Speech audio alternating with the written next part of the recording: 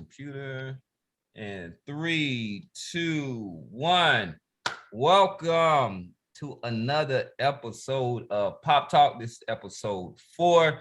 We are glad to have y'all with us tonight. We have a whole slate of things to kind of talk to, so I'm not going to spend a lot of time talking about myself. Y'all know me, Professor Nims, the pundit with the PhD in pugilism. I'm joined by Coach Dave. Got to give shout out to my man, Bosston Jarod. Don't forget the S. And you got to give it up to man with the best name in boxing media, the Casual Ran. What's up? What's up? And we are the Pundits of Pugilism, and we are bringing you Pop Talk episode 4. Tonight, we are going to be focusing on the 135, this kind of tournament that's kind of bubbled up recently. We know that we had the Lopez debacle that we gave some attention to, but we want to give attention to Haney, who fought Diaz in a very spirited fight on Saturday. We also had my man Tank Davis, who took on Isaac Cruz in a very, very hotly contested title bout. And then we want to close out by giving some attention to Loma, who is taking on Richard Commey this coming Saturday. And also just a couple of other boxing notes. There was a Yarde fight and some other things that we want to make sure that we give attention to. But we want to jump right into it because I know that there's a lot of commentary and a lot of things that need to be discussed out there, and a lot of opinions that a lot of people have, but we know most people don't know ish about boxing, so we're gonna try to educate them a little bit. All right, I'm gonna start off with the Casual Ran on this one. So Devin Haney took on Diaz, and what some people were saying might have been his toughest challenge to date. I'm not totally sure about that. That just kind of depends on how you feel about where JoJo is at his career at this point, and where Jorge Linares was when he fought Devin Haney. I thought Devin Haney had a very solid win in there. It was typical Devin. I don't think that he showed any kind of new wrinkles or anything else that we haven't seen before. But unlike Lopez, he did his job. He got the win. He did it convincingly.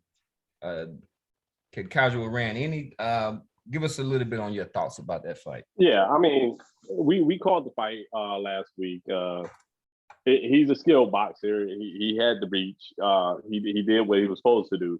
I wasn't too impressed. I mean, I do like watching him fight, but it's like watching a model walk the catwalk. You know what I'm saying? It was like beautiful punches, beautiful straight punches. You know what I'm saying? Using his length, doing what he was supposed to. But when JoJo got inside, things got a little. That's when JoJo was able to take advantage of his little inside game and then step out. It wasn't until that the fight, like Haney kept the fight on the outside and doing what he was supposed to. I bring that up because, like, what's next for Haney? I know we ain't with that segment, but that's why I rank Haney low on the 135 list. I'm like, he looks good when he's fighting a fighter that's just going to stand there and let him throw them beautiful, you know what I'm saying, beautiful heavy bag punches. But when a fighter, what is he going to do when a fighter is slick and can slip that and come back? You know what I'm saying? And JoJo couldn't do that. I think the rest of the fighters on the top of the lightweight division is capable of doing that. So well, I think. I think when you say when you're thinking about maybe like a Loma or like Loma, Lopez, Tank.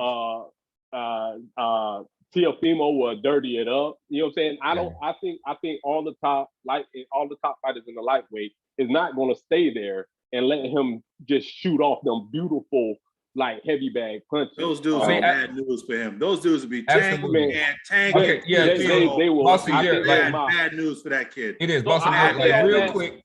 Yeah, so like let Randy say that Haney is at the bottom of the top lightweight division. You saying that because Ryan Garcia is not an active fighter, right? Yeah, he'll beat Ryan Garcia. Yeah. Okay, the Casual Ran. So you also know that all those guys that you spoke of, Haney is going to have at least a 6-inch reach advantage, right? So as far as letting, there's a lot to, that's a half a foot. So I'm gonna go get into this later on when we talk about Tank. But if he fights somebody that can slip and return that thump, he's done. It's not even that. If he fights somebody who punches with him, like a Danny Garcia style, I don't know if this boy can take a shot, man. Go ahead, finish, Randy. I'm pretty much done. I think you just amplifying what I'm saying. He's a model fighter. I just don't. I'm gonna sum it up even more, and I'm glad that I took 3 days in between the end of the 4 days in between the end of the fight and today to process things. Devin Haney to me is a poor man's Erislandy Lara. If you let Lara do what he does and use his feet and his length, he is very, very tough to beat. I would say that Devin Haney is a little bit more creative in terms of his punch variety, but he's not nearly as creative as Lara is with that 1-2, and he does not have the pop that gets the respect that a guy like Lara has. This kid has got, and I'm gonna get into the fight here in a second, but this is kind of stuff that jumps out to me. This kid has got to work on his strength. This kid has zero muscle definition. His back, and especially if he's killing himself to make 135 now with no muscle mass, what's gonna happen at 140? Because unless he's gonna stay here his whole life, I mean, what is he, 23? Somebody help me out. Is he 23, 24? I'll find out. 24 is my let's say he's just 24. Contrast him with a guy like Shakur, who is clearly hitting the weights, pull-ups, push-ups, deadlifts, whatever he's doing. Because Shakur had the same issue his first dozen or so fights, hitting dudes with everything in the kitchen sink, and cash just kept coming. He took note of that. Somebody in his camp took note of that and said, my man, you got to get on this deadlift rack here. You got to start doing deadlifts. Devin Haney has no pop. And so Devin, for the record, Devin just turned 23 on November the 7th. He just turned 23. Perfect. And Shakur is what, 24, 25, something like that? And Jojo Diaz even said that like Gary Russell Jr. has way more strength. At 126. At 126. At 126. The other thing that worries me about Devin is for a kid with his foot speed and his length, that overhand left from the southpaw stance, Jojo, when he was able to close the distance, Jojo was able to connect with that left hand. He's not as defensively sound as a guy with his reflexes and his twitchiness should be. He's there to be hit. And when you're there to be hit and you don't have the pop, those are bad combinations for me, man. You look at guys like Tim Bradley, who did not have pop, guys like Pernell Whitaker, who did not have pop. Those guys were extremely durable, and they were able to put punches together. Punches and bunches. A guy like Pernell Whitaker, and Whitaker was unhittable. Well, yeah, he was a certified defensive genius, you know. Devin Haney is none of those things. Yeah, right and now, then also I think it's a misnomer to say that he has this fast. I think he actually has heavy feet. I think that a lot of times people has heavy feet. I think he doesn't move his feet well at all. Like if you look at a young Mayweather when he was around that weight and his feet, I don't think it's even close. Like look at Devin Haney is really a kind of a heavy-footed fighter. He has a very wide base. He does have a very wide base, and that's why he doesn't get out of the way of punches. That's it. Like people when they would always look at the upper body when they were comparing Broner to Mayweather. And I was like, no, it's like look at his feet. Yeah, planted in cement. Feet don't move. Look at Devin Haney when he fights. His feet are well apart, and then they don't move as well as people really give him credit for. I see Dave was itching to get in there when I made that Lara comparison. He didn't like that. Wait, man. Well, believe it or not, dude. Believe it or not, well, I know me and Bosston Jarod be up in this thing like we rumbling ourselves at times. But I gotta say, I think Jarod hit on some key points. So first of all, real quick, let me give you my take on Haney, but then let me really get to something key that Jarod said, man. So I personally I like him. He's not a favorite, but these last two fights, Linares and this Diaz fight, the boy, I've been watching him, and I can't remember who he fought before he fought Linares, but I've seen a significant change in his boxing IQ. Like it's something about this kid that he's understanding how to box. I see a significant growth, and I'm gonna go back and check that fight out right before Linares just to kind of make sure I'm thinking how I'm thinking. Gamboa, Dave. Gamboa. So it's just something different about this guy where he's learning. Now, my concern, everything that Jarod said, that boy ain't got he ain't got no strength. You know what I'm saying? And then also everything that Randy said about this guy's punches. Yeah, he had some textbook punches, and he just, he just seems very, very, mechanical with it. But to add to the concern of the strength and the punches is that in both these last two fights, it's almost as if he's, Sean Porter, I don't know if he just lose focus or something happens at the end of the round, in the later rounds, but I'm seeing that same thing with Haney as well. And if he don't have enough strength to pound, wear that man down, build up a big enough lead and survive, because something happens to this kid, 11th or 12th round is where he just, something goes and he somewhat gets caught, or is this the heart? I don't know if it's a conditioning issue or whatever it is. I got to kind of go back and look at it. So I think Jarod was spot on with it. I think Randy was spot on with it about this guy's punch. But what I'm saying is something is going on in this kid where the last time his boxing IQ is growing. And I kind of, but I ain't sold on him. Is he at the bottom of it? And if Ryan Garcia come back, then it'll be right bottom, and then yeah. He might be the bottom by default because of Ryan Garcia's inactivity. But I really good point. Particularly, it was a couple of points that maybe I didn't think about, but maybe didn't necessarily agree with at first. But as they were kind of explained, I think they do hold some weight. So with Jared's point, right? So there is you do need to get stronger in boxing, right? So there's this like should you lift weights and all that, and there's a way to lift weights. You don't want these small compact muscles. You want the long rangy ones. But Shakur Stevenson is the perfect example of somebody who got stronger, still kept his long, lean, rangy muscles.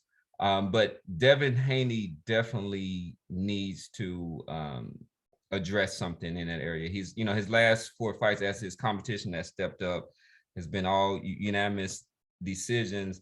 And today's point, he does, towards, it might be conditioning, right? So I want to give a little shout out, the personal brag a little bit, but Landley Boxing Gyms, first one I ever compete at, which is in Greensboro, North Carolina. And one of the coaches, Tim, was what he said to me was, yeah, man, he was like, you don't get hit that much until you get tired. So I just think that he gets a little bit tired. He gets a little bit kind of weathered. So your reflexes are a little bit slower. He's got, I don't think he really has good feet anyway to kind of get out there. So he's there for it. You can, he was getting caught. I thought Diaz body work was probably really his best work of the fight. But he almost folded Haney, I think, around the 4th round. But I think the fact that he doesn't have the strength to keep people off of him. So when he gets a little bit tired, they're just going to be kind of reckless. All right, I'll eat 2 or 3 because I know I can. He's always on his bike. He is constantly on his bike. He's constantly allowing the other guy to dictate the real estate. And I don't care how good a condition you're in, you can't be on your bike. I mean, some guys can. A guy like Lara, another example, but even Lara against a guy like he got enough pop. Like Lara has enough pop. What I'm saying is, in terms of the lower body conditioning, you watch that Hurd Lara fight. Even Lara, and Lara's got vastly more experience. I don't think You talking about the best singer, best feet? I'm talking about a guy who can stay on his bike forever. Lara is a guy that can stay on his bike. At his prime, Lara could stay on his bike for 15, 16 rounds. But when he fought guys who could pressure him, guys like Molina, guys like Pedro Angulo, guys like Jarod Hurd, you saw them take advantage of that. Angulo was very, very close. Like, all it does is take you to slow down just a little bit. That's right. And Jarod Hurd was another guy. Lara was like, I've got to plant my feet. Exactly. You hold my ground and fight with this guy. At some point. This kid has got Mike McCallum. Now, I don't know what happened with that relationship. I've called into shows, I've written into shows where Bill Haney's been a guest, and I've asked very, very specifically about Mike McCallum. I can't think of a better guy to have access to teach you how to be slick defensively, counter in the pocket than a guy like Mike McCallum. Mike McCallum's out there in Vegas. He used to work with Haney. I don't know what has become of that. I know that the Bobby Engel or one of those UK guys was brought in to be the lead trainer in this fight. This kid's got a lot of work to do, man. This kid's got a lot of work to do if he wants to compete at 135 against the top 2-3 guys, or definitely if he even has any inclinations of going to 140. Guys like Mikey Garcia, Robert Easter, Regis Prograis, those guys will punch a hole in this kid's chest. He has Mikey already called them out. He said he'll go down to 135. I bet, yeah. Of course, okay. Mikey's because Mikey just lost. So Mikey just lost. So I should fight for a title, right? Haney's best defense is his reach. That's the only thing he got going for him on the defensive side. He's not a slick fighter. He's just long and he can put that jab in your face. But if he gets somebody that goes into the box and wants to fight in the box, he's done. Yeah, it's curtains. So what do y'all think about like the Kambosos fight? Because it's between Haney and Tank, right? To go down to Australia to fight Kambosos. Yeah, I actually like him to beat Kambosos. I saw Kambosos lose to Lee Selby, and Lee Selby. What are you talking about? Like, first of all, Kambosos is undefeated. So what are you talking about? Is he? He is undefeated. Yes. Because remember, like when they made the announcement, still undefeated. That's why they didn't realize. My mistake. Excuse me. But but before we go, so like, Coach, you have anything that you want to kind of? We're going to wrap up Haney before we jump to the Tanks. I really want to get into this. I think this is really. Yeah. I think there's a lot of things that people are not talking about with this Haney, with this Tank. But anything with Devin Haney. Nah, I'm good, man. It's easy, bro. Like, I'm good with it. All right. So we had Tank Davis, who fought on Sunday, which was it wasn't really kind of talked about a lot. I don't think it really had kind of any impact, but it's weird, a high-profile fight that was on Sunday, but it allowed people to watch the Devin Haney fight on Saturday. So I appreciate that as a boxing fan, they didn't have to compete. He had a last-minute replacement. This was a month out. Was it 4 weeks out? If anybody can help me with that. Yeah, it was about 4 weeks out where the whole rolling stuff went down. Yeah.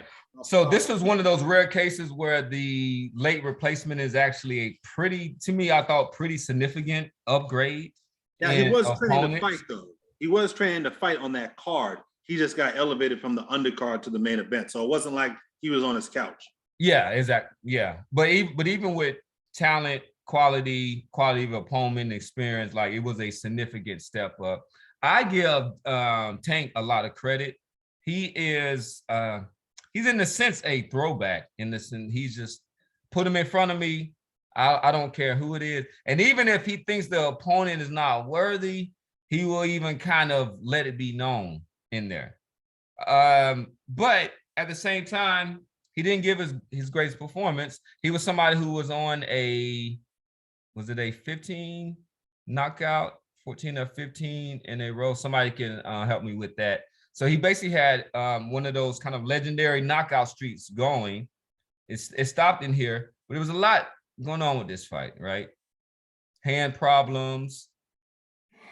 It wasn't a new trainer, but they tried, like some new things. His stamina didn't seem to be an issue. To me, I thought he took a lot of punches, a lot of clean, solid punches in that fight. But let's kind of talk about his performance, and then we'll kind of situate him within the whole 135-pound rank. Dave I know Coach is like chomping at the bit. Yeah, I want to hear what Dave had to say. Let's go ahead and let him jump in, Coach. Okay, man, I'm gonna be quick and to the point, man. 150% disagree with it not being a good performance, man. I mean, look, it might not have been the performance of what you want, but at the end of the day, look, the dude beat this man with one freaking hand. When I scored the fight, I was sending y'all my scores. Even Floyd Mayweather is on Instagram saying, I may have gave the guy 4 rounds. I honestly gave that guy 2 rounds. And the 2 rounds that you go back and look through the notes when I was sending y'all that I scored even, man, it was hard to give this guy that round. At the end of the day, we used to Tank just knocking people, just knocking jokers out. But dude, this joker was punching in combination. He was stepping around. He would throw that damn right hook and roll out, escape to the right side. He would throw an uppercut and roll. The dude boxed, man. The dude boxed, and people don't want to give it credit. Even the opponent, when he was asked, he said, I realized that the guy had stopped using his left hand around the 5th or 6th round. Half the fight with one hand, he whooped that joker's ass. He beat that boy, man. He beat that boy solid. Dude, Tank is a boxer. And what people not realize, it's like it's the same thing with Mike Tyson. If Mike Tyson didn't go in there and knock a joker out in the 1st round, 2nd round, man, it won't that good. You get used to what you want to see. But what I saw was a double threat joker. That joker almost damn near looked like Floyd Mayweather, that joker. He was boxing, man. What? Really? Floyd, listen, I've never seen Floyd get hit that much. So let me it was this first, to me, I was gonna say right at the day, I think the light switch finally got turned on with Tank. He switched, like the conversation with Floyd Mayweather. What did he always tell you about boxing? Boxing is about hitting and not get hit. He got hit a few times, but his style, he was slipping, he was turning the fighter. I mean, he went from straight wanting to slug, like his previous fight, wanting to slug and knock people out. He actually was boxing that dude. He was boxing him, slipping him, turning him, and getting in. Then he hurt his right hand. Man, that was an excellent fight for Tank, man. Excellent, man. I applaud Tank for that fight. So then I close with this right here, man. Even when he was brawling and doing all that stuff, Tank is an elusive joker. Jokers don't realize how elusive Tank is. Even when he knocked damn Santa Cruz ass out. Oh, okay, slip, and he can stand in the pocket. So people think he just be going in there reckless and brawling and Tank be standing in the pocket, and it don't take but a little bit of movement. You're only dodging a fist.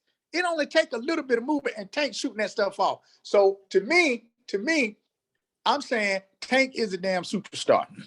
I'm saying the boy can box and brawl and light you up, and the dude can box, man. And people aren't giving it the credit. That guy, I struggle giving him 4 rounds, but I went on and do it. I tried to judge it, and I tried to be as lenient as I can. And the 2 that I scored even, it was tough. So in the end of the day, I think Tank. Yeah, but you also brought up Floyd Mayweather. Like that's his manager. Like, I mean, he's not going to be objective. A lot of judges gave him more than 4 rounds, though, right? I don't like. Why did you bring up Floyd Mayweather and how he scored the fight? I'm saying because I agree. Floyd gave him 4 rounds. If you go back and look at the why do we care what Floyd? That's like Ryan. That's like Oscar De La Hoya talking about Ryan Garcia. He's gonna, of course, he's gonna big him up. Okay, hey, look, truth is truth, though. What the hell? I don't give a damn. What truth is truth. That don't mean it's the truth just because Floyd said, like, I don't agree with that. I gave him more than 4 rounds. I gave him more than 4 rounds. I'm gonna pull up. I will pull what I didn't do and what I haven't done yet was I haven't pulled up the other judges' card. If somebody on the computer and they can pull up the other judges' cards, and let's see if who gave the other. No, not the other judges. The judges. Floyd is not a judge. What are you talking about? The other judges. The judges' card. Okay, you're right. So look, I look at it this way. I scored the fight. My judgment was this joker solidly won 2 rounds. I was gracious and gave him 4. And Tank can box. And Tank is a double threat. And ain't nothing really gonna touch him now. The only thing that can beat Tank right now is Tank. All right, Especially at 135. I don't see anybody. I don't see anybody threatening Tank at 135. As far as the performance goes, look, I'm not going to sit here and do backflips. Did he display a wide array of skills? 100%, he absolutely did. But against a guy who was pretty limited skill-wise. He boxed great, but against a guy who's pretty limited. But he was one-handed, and I saw a picture of his hand after the fight. I mean, his hand was messed up. So there was definitely, they weren't bullshit. That was legit. I mean, that was a legitimate injury. Hand was jacked up. He displayed. Tank showed that he is why he is a pound. He has a pound for pound skill set. If Tank were 175 pounds, he's immediately the number 1 guy at 175 pounds. If he were a cruiserweight, he's immediately the number 1 guy at cruiserweight. He would beat Usyk coming back down. Yeah, I don't have a whole lot more to add that Randy and Cam and Dave haven't already said regarding the fight. My one question that I wanted to pose to the group, and Dave, I know, Dave, that you've got connections there to the camp, but I'll ask it anyway. Is Tank's power a little bit overrated? Ooh. And we're not just going off of this fight here. Oh wow, we're going off of that. That was unexpected. The Gamboa fight was the one that was the first fight where my flag went up, because Gamboa's been down not a dozen times. Gamboa's been down against a lot of guys who were lesser punchers. He shot, but like one leg. I thought Tank was out of shape for that fight. Okay. I thought he was out of shape for that fight. Okay, he might have been out of shape. I know that was a Thanksgiving or a Christmas fight too, which is, I don't know why. Did you see his body? Like, I'm gonna pull up his body for that fight. Yeah, and I'm gonna show y'all. Okay, but the first 6 rounds of that fight, he was loading up with them super Street Fighter punches and hitting this kid. And I don't know if something bounced off the kid's forehead, the top of the kid's head. He was loading up in the first half of that fight, and this kid, and to the kid's credit, to Cruz's credit, he did a very, very good job. He was prepared for that uppercut, because whenever he came in, he had his chin tucked very, very tight to his sternum, and he kept that glove right there, and he was able to catch a lot of Tank's punches on the glove. I think some of those shots got through, some of he was able to block. But yeah, it is his power a little bit overrated? If you look back at the top level guys, the Pedraza fight is one of those fights. The Santa Cruz fight is where he got Santa Cruz about it early with 1 shot. Not early. When did that fight? Early? No, that was late. That he was getting boxed. But so to me, I'm totally lost on that, because I think he ultimately proved that. He proved not only that he carries his power up in weight, but that it carries in the late rounds. Those were like, I'm gonna give you the last 2 stoppages before that. Santa Cruz was 6 rounds. 6 rounds. Santa Cruz was 6 rounds. And then the other one was what was the fight prior to that when he beat Gamboa? No, it wasn't Gamboa. It was for the title. Barrios. So he had so Barrios, that was in the 11th or 10th round, right? But my point is this: Tank is a very, and then Cruz was, and then Gamboa, that one was the 12th round, but that guy was shot, but and he had 1 leg. Yeah. And Gamboa's been down against lesser punchers. Barrios, Tank, here's my thing with Tank. Tank is a sharp, accurate puncher, and he hits you a lot with hard shots. It's not like a Julian Jackson or a Shavers or a Wilder where it's blow, 1 shot and you're done. Tank Are you serious? Watch the Leo Santa Cruz. Santa Cruz. What are you talking about? Leo Santa Cruz is 126 pounder. Listen, you acting like Tank. Tank is, if this Tank walked in the room right now, the guy is diminutive. He is not. He is a very dynamic bigger than and Santa Cruz. powerful dude, man. I don't. To me, He's a lot bigger than Santa Cruz. Santa Cruz was a 126 pounder. My thing is, he stopped the last. I looked it up. He had stopped the last 16 people in a row. I'm not saying he doesn't have, but does he have that? He's made out to be this huge power puncher, and is it more of accumulation of shots with him? So what happens if you don't knock out everybody, spark out? That is like your power. Well, there's different levels. There's different types of power, right? There's that Julian Jackson, like I said, Jackson. No, but so like, Davis, let me give you one example. So he came with one uppercut that like turned the guy.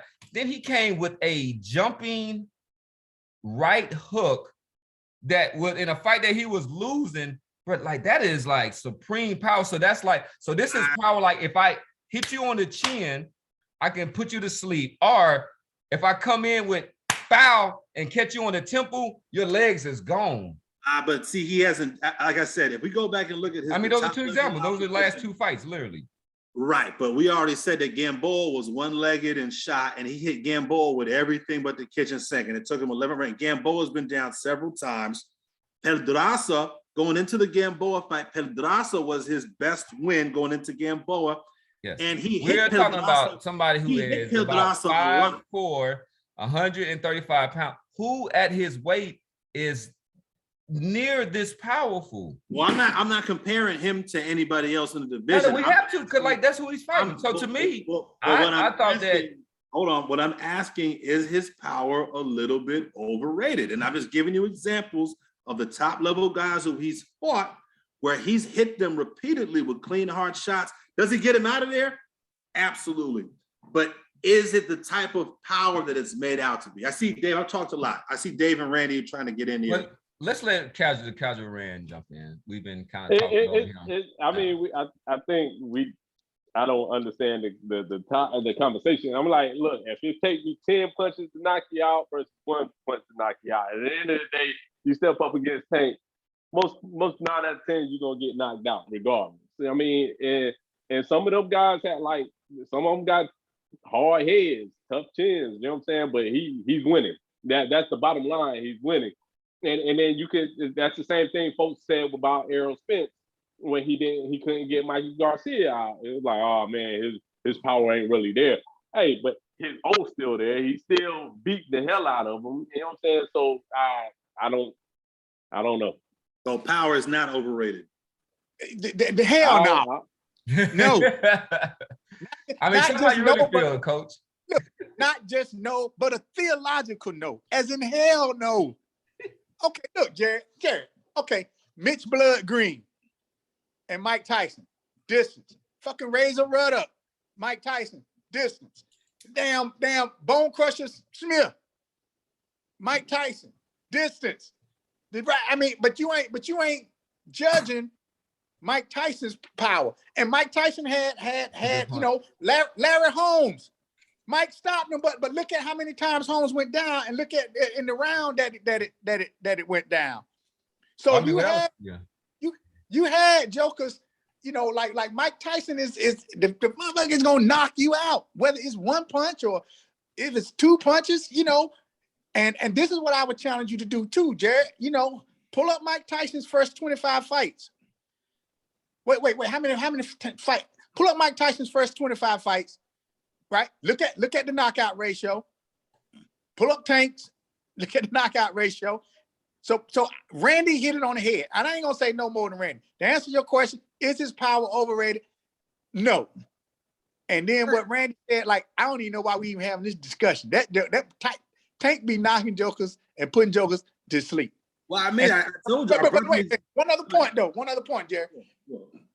This guy, Mike Tyson might have not knocked out daggone Razor Ruddock because Razor Ruddock had some defense. I mean, it's just it's holistic, that holistic look. But at the end of the day, what does BoxRec say? What does BoxRec say? If this guy's knockout percentage is whatever it is, so is Mike Tyson. So it goes either way. And what I'm trying to say is, look at what he's doing. And see, a lot of people came into here thinking this is how this fight should go. Because even you and I You said, man, Tank just gonna roll through this joker. Yeah, Last week y'all were very dismissive. I would like to say I was the only one that gave Cruz some credit. I did say a late round knockout. I did say but he broke his hand. He broke his hand. You know what I'm saying? That's right. Man, no, y'all, but no, he broke his hand in the 6th round. Okay. But That's when he said, no. But y'all were saying like he was gonna come wipe this guy out. That dude came was smacking Tank in the face. No. Let's be clear. Jarod said that. I even said to Jarod, you go back and look at it. I even said no, because this is the point. I didn't say that. I didn't give Cruz any shot. I told Jarod this is gonna be a tough fight because of the punches that this guy throws. Tank's gonna be cautious. I called the 5th round because I thought the guy was gonna get aggressive and Tank was gonna catch him early. The guy got aggressive, but the dude broke his hand. Tank broke his hand. But Tank was catching him in rounds 1 through 6, and the kid was doing a pretty good job defensively.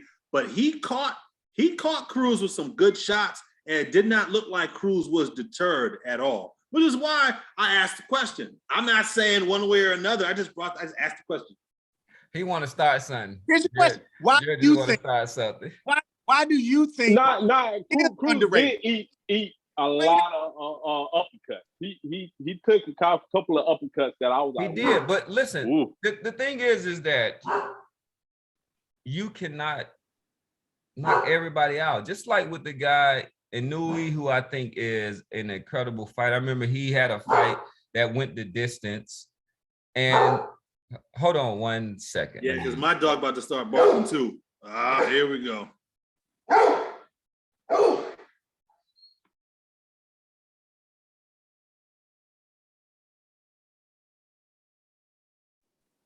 And y'all go ahead. I got to pull them stats up, boy. Jarod done hit my whoop.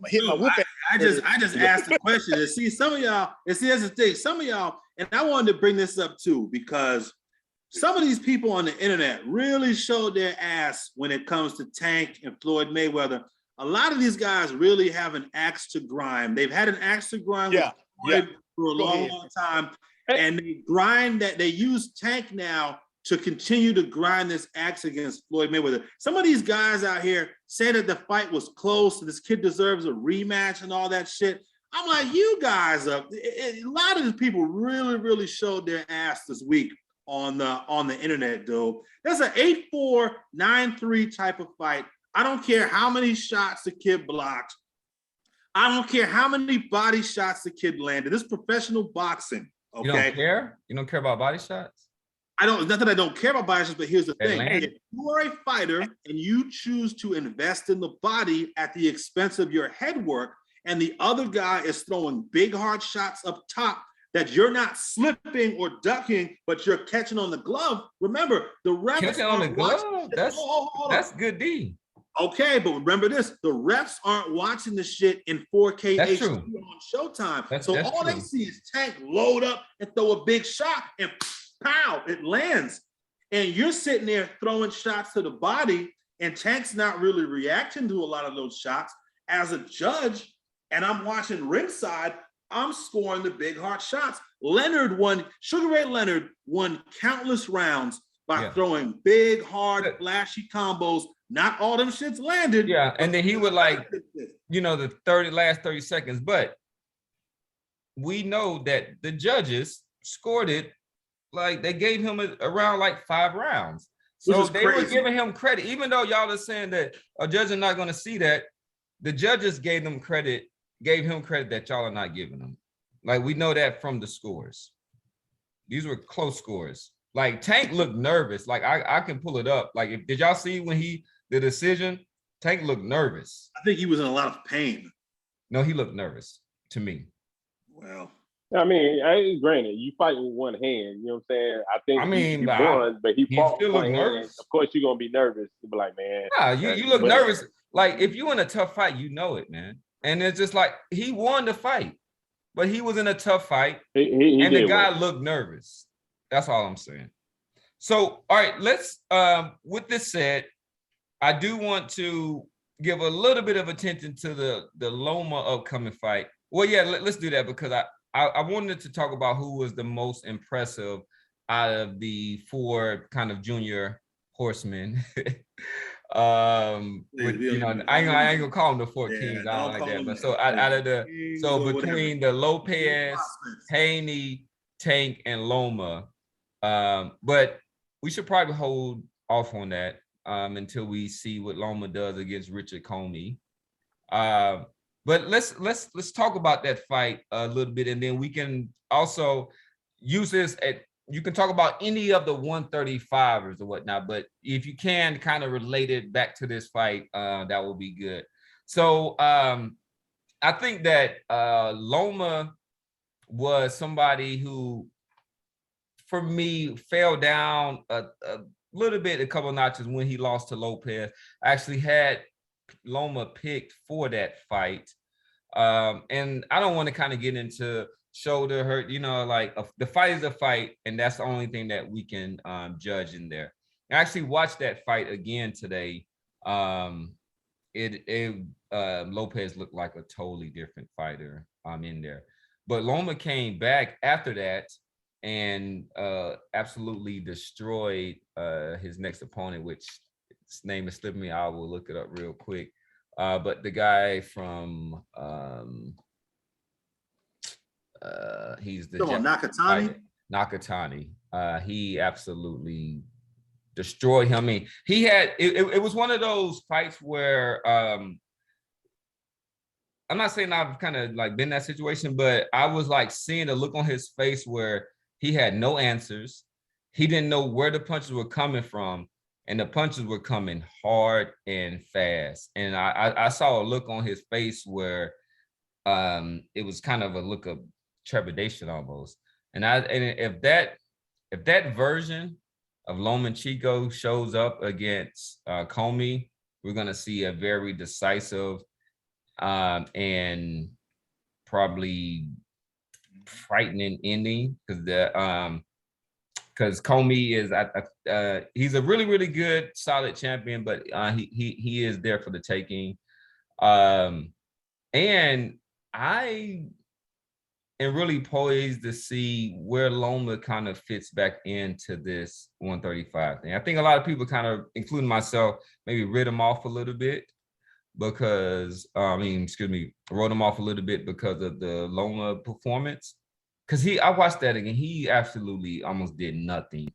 But in the first 5 rounds, I think, or something, he had threw like 40 punches. Yeah. I was like, are you serious? Like, this is go ahead. Let's just throw it to Bosston Jarod. So we can talk about the 135s on that, but just give a little bit of attention to Loma and how he kind of fits into this. I think Loma has been for a while now a guy who is fighting above his natural weight. I think he's a guy easy. He's a guy that should be a guy at 130 or 126. And because of his skill set, he is able to move up and fight a lot of these bigger guys. I think he's going to fall victim to the weight classes, his measurables. He doesn't have the measurables to compete with a guy like Haney, despite being the more skilled fighter. I think Haney jabs his face off for 12 rounds. Really? With that footwork? Yeah. Oh my, I would put money on that fight against you. And I would give you 3-1 odds. Easy. I will happily take your money on that, because I will happily take your money. I don't think that Loma has the measurables to compete with. Like I said, he's the more skilled guy, but you got weight classes in boxing for a reason. He was able to compete with Teofimo because Teofimo's still not as polished as he could be, but he's got more of the same measurables, height and lengthwise. Tank, I think, decapitates him. Who else is there at 135? Ryan Garcia. No, with Ryan. We really should. I mean, I'm not saying we shouldn't talk about you him. don't know what you're gonna get with this little nigga. Yeah. I wouldn't. It'd be disrespectful of me to pick Ryan over Loma. But again, Ryan's damn near what? 5'11", 5'10". 5'10", about 5, yeah. He's a tall kid for that weight class, man. His chin stay like this. His chin does stay like this, but can Loma get up there and reach that motherfucker? I would pick Right, like he just fought you know that Japanese dude he fought? You know how, let me show you how he tall did. He beat the shit out of Nakatani. You're absolutely right. I stand corrected. Yeah. Nakatani and Teofimo struggled with Nakatani. Yeah. So, Nakatani is a 6 foot, 135 pounder. Yeah. Nakatani is good. But Right. the answer to the question is eventually, I think Loma's lack of size and reach eventually is his undoing against the top three guys. I think he dismantles Commey this weekend. I don't think Commey has. I don't think Commey is dynamic enough defensively. That's a great way to put it. Does not have enough speed to keep up with it. Now, Comey's very well coached. He's got Andre Rozier, I believe, who is in his corner. I'd be very, very curious to see, because Orlando Salido did not have the foot speed, hand speed, nor was he dynamic enough defensively to beat Loma. And what did he do? He took that shit to the street, hit that nigga in the balls, hit him on his hip, hit him on the back of the head, and Salido ultimately beat him. So I don't. I mean, it was a dirty fight. It was a close fight, but like Salido really showed him what professional boxing was. He showed him what he is. But I mean, Salido's known for the upset. You know what I'm saying? He did his job on Lopez a couple of times. But go ahead, Coach. Go ahead, Dave. What are your thoughts? So honestly, I just don't think we can make all the predictions. I just don't think we gonna know until this fight. I think this fight coming up for Loma is the deciding fight. Prime example, when Teofimo and Loma fought, man, Loma just didn't really do nothing. Where was the footwork, where was the punches, like you guys said, did Loma just have a bad day?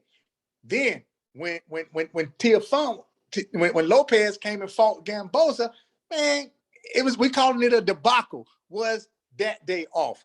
So if a fighter that we know is just rock solid and on point and consistent, I think we should give them the credit to see what happens when they have that one off. But we won't know until he gets back in that ring and bring that thump. So I don't want to make no predictions, but I will say this: this fight for Loma will let us absolutely know, hey, where is he at? Is he now just a gatekeeper? You know what I'm saying? To use Casual Rand's word, or is this guy really got his doggone mojo back? Hey, Stella could get her groove back, but we don't know if Lopez or Loma can do that thing yet. And I think this fight is really what's going to decide that thing, baby boy. And that's just me. That's just my thoughts on it, man. Quick and simple, baby. I agree with you on that this fight is a deciding fight, because you know what I'm saying, the rest of the 135s just sitting there like, yo, if he look weak, even if he wins, and if they see something about it,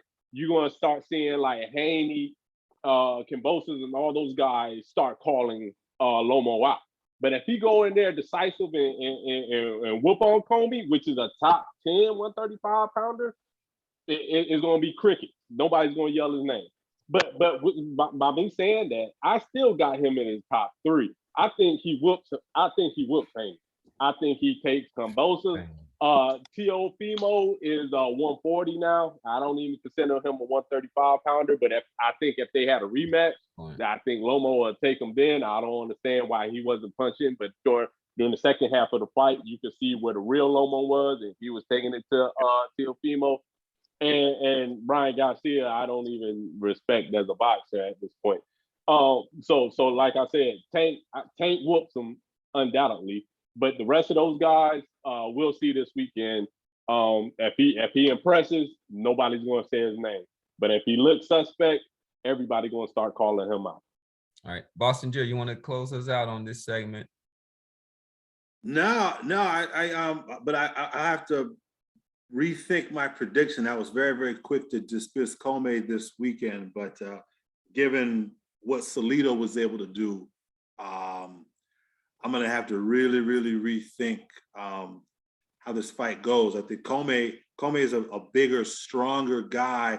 You go back to that Robert Easter fight. Robert Easter was a bigger, stronger 135 pounder. He was able to sit there and go toe to toe with a guy, Easter, who's now up around 140. Commey may have a shot. He's gonna have to make this fight ugly though. He's gonna have to make this. Give a prediction. Let's go ahead and give our predictions, and then we'll go ahead and look to close out. I would say Loma in 12. I'll say Loma with a UD. UD. Yeah, one couple of rough spots. Or just I was still 116, 112, okay. maybe. Yeah, 8-4, 8-4. Something like that. Right. We'll see though.